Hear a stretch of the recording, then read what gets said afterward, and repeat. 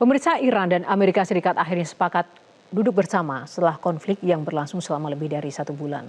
Meski demikian, baik Iran maupun AS akan membawa masing-masing tuntutan yang akan dinegosiasikan. Apakah perundingan yang berlangsung di Pakistan ini benar-benar bisa menghasilkan kesepakatan win-win solution? Atau justru negosiasi akan kandas? Kami akan membahasnya dengan analis geopolitik dan Timur Tengah, Dina Sulaiman. Ibu Dina, selamat sore. Iya, selamat sore Mbak Yohana. Ibu Dina, ini menarik sekali. Perundingan pertama ini, apakah menurut Anda akan berjalan mulus dan juga bisa berlanjut ke negosiasi selanjutnya? Ya, memang ini sangat meragukan ya, karena sejak awal terlihat Trump ini tidak bisa dipercaya ya. Di Rabu pagi waktu Indonesia, dia kan mengatakan bahwa menerima 10 poin proposalnya Iran sebagai kerangka kerja untuk dibicarakan di Pakistan gitu ya. Dan di 10 poin itu sudah jelas apa saja yang diminta oleh Iran, termasuk di dalamnya kalau soal nuklir itu Iran juga menuntut bahwa Iran tetap dibolehkan melakukan pengayaan uranium, dan Iran sendiri sudah berkali-kali menyatakan tidak berniat membuat senjata nuklir. Kemudian juga ada pernyataan soal penghentian perang dimanapun, ya termasuk Libanon. Nah itu yang poin yang sebenarnya yang paling penting saat ini, karena ternyata kemudian beberapa jam kemudian Trump mengatakan Libanon tidak masuk ke dalam 10 poin itu. Dia sama sekali nggak setuju soal Libanon, soal penghentian perang di Libanon, dan juga tiba-tiba saja menyatakan tidak setuju keseluruhannya. Ya, tapi kemudian akhirnya tetap saja delegasi kedua negara tetap datang ke Pakistan. Lalu sekarang Trump tiba-tiba mengatakan pokoknya ini soal nuklir, hanya nuklir saja, yang lain-lain tidak dibahas. Jadi memang sungguh ya kita bisa membayangkan berunding dengan orang yang seperti ini yang tidak bisa dipegang kata-katanya ya.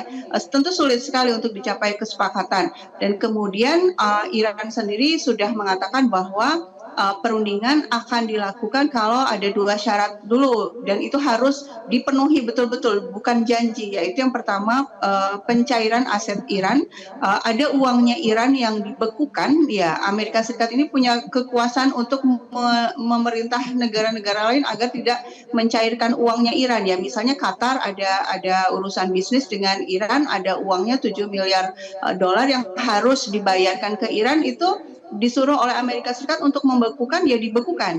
Nah, kemudian kalau yang ini sudah kabarnya sudah dicairkan ya oleh Qatar, sudah dikirim ke Iran uang tersebut. Tapi syarat kedua yaitu penghentian serangan ke Libanon itu belum terjadi.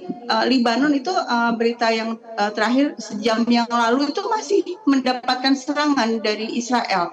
Nah, artinya untuk mencapai ke tahap berikutnya memang masih meragukan ya saat ini. Jadi tahapan negosiasi yang di Pakistan itu adalah yang pertama perundingan tidak langsung.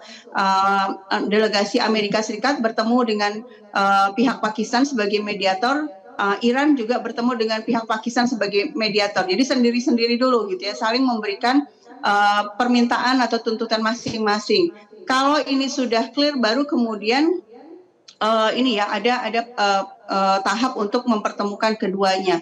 Tapi di tahap yang pertama ini saja itu sudah kelihatan sekali ada perbedaan pendapat yang tajam di antara kedua pihak ini, sehingga memang masa depan dari proses perundingan ini kelihatannya suram ya kalau menurut saya.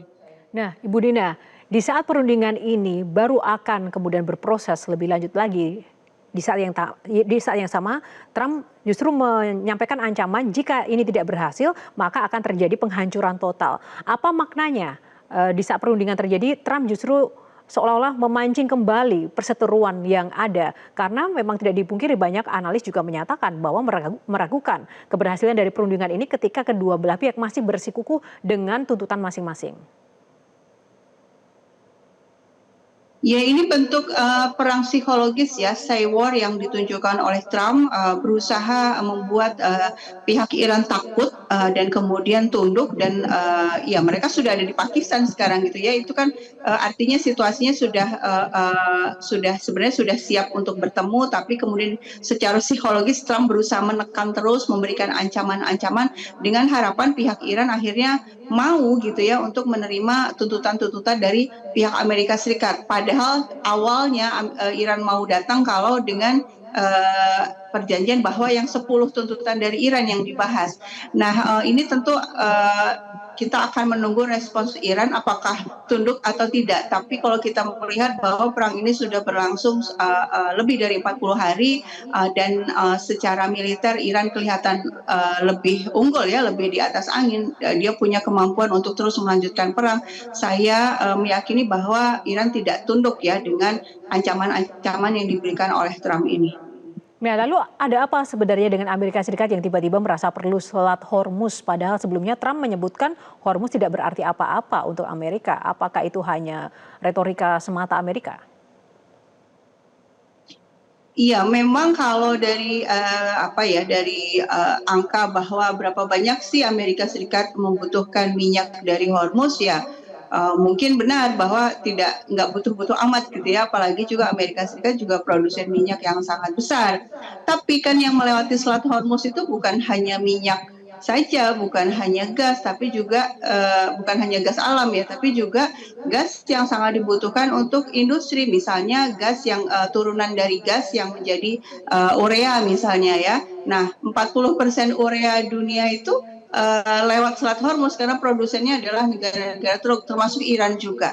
Bayangkan ketika urea terhambat, berarti pupuk juga terhambat, kan produksi pupuk juga terhambat dan keamanan pangan di seluruh dunia itu juga terancam karena penanaman bahan pangan, tanaman-tanaman pangan akan terhambat Ya, dengan kurangnya pupuk. Bu Kemudian Dina. juga gas helium yang untuk industri AI dan lain-lain, sehingga pernyataan Trump tidak butuh itu sebenarnya salah ya. Ya, Bu Dina, singkat saja ini Bu, jika perundingan gagal, seberapa besar resiko eskalasi konflik ini akan terjadi dan bahkan akan lebih luas dibandingkan sebelumnya dan seperti apa skenario yang paling realistis ketika ini terjadi deadlock? Kalau terjadi deadlock, apalagi buat Iran kan garis merahnya Libanon ya. Dia tidak ingin Israel terus-menerus menyerang Libanon Selatan, di mana itu adalah basis perjuangannya Hizbullah. Hizbullah merupakan jaringan dari poros perlawanan yang termasuk di dalamnya ada Iran, ada Ansarullah Yaman. Nah, kalau Israel terus menyerang maka dan perundingan dibatalkan ya, yang akan terjadi adalah Iran akan kembali lagi menyerang pangkalan-pangkalan militer Amerika Serikat, aset-aset Amerika Serikat di kawasan dan Israel. Dan saya pikir kalau ini berlanjut, ya tadi itu yang masalah ekonomi, masalah terhambatnya Selat Hormuz juga akan terus berlanjut sehingga yang merasakan dampaknya adalah rakyat di seluruh dunia ya, termasuk warga Amerika Serikat sendiri yang juga sekarang sudah mulai kesulitan karena harga migas yang naik. Nah, saya pikir ini bolanya ada di Amerika Serikat. Kalau Amerika Serikat dalam hal ini Trump memikirkan kepentingan nasionalnya sendiri, dia akan berunding dengan baik-baik dengan Iran. Gitu. Masalahnya Trump ini sangat terikat oleh Israel, oleh Netanyahu, sehingga keputusan-keputusannya itu sering tidak rasional karena selalu mendengarkan Israel. Sementara Israel saat ini posisinya benar-benar ingin menjegal upaya perundingan damai ini. Baik, Ibu Dina terima kasih untuk waktu dan juga ulasannya bersama Metro hari ini. Kita akan terus menunggu seperti apa update perundingan yang terjadi di Pakistan. Selamat sore Ibu, salam sehat selalu.